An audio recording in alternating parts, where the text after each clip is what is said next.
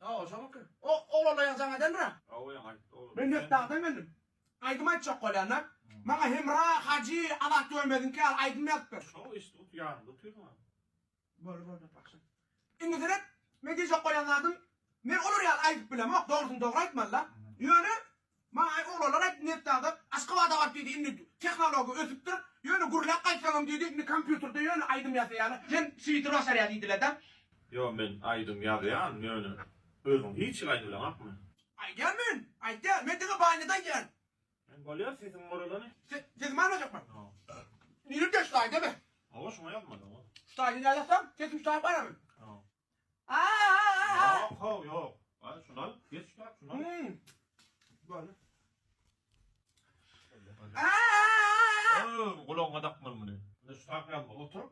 Bunu kulağına tak.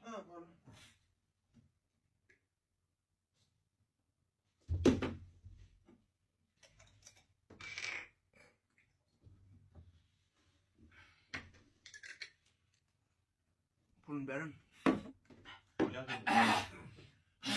Bittik mi? Nasıl?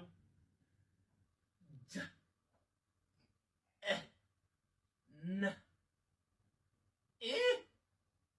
Ç. Sözler burada olaydı dönemiz oturuyor mu?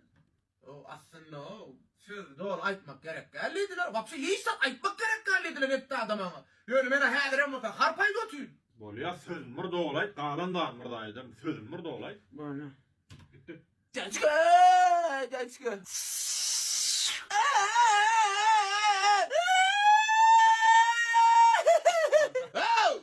Aydı. Dün ne demek sana çıktı canım yap.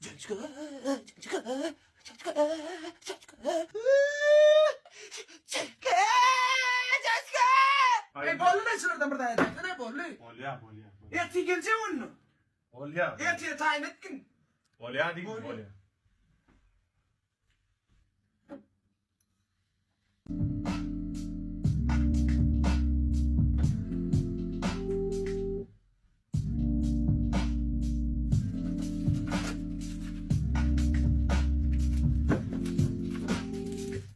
Ne yaptın tayin ettin mi?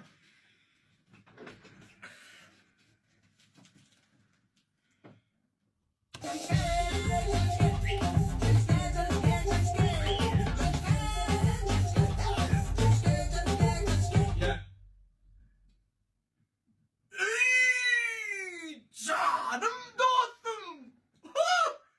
Çözdüm. Bu ne? Saatın gerek. Gitsen bolya tutaydın. Bu ne pırlacak oğlum bu?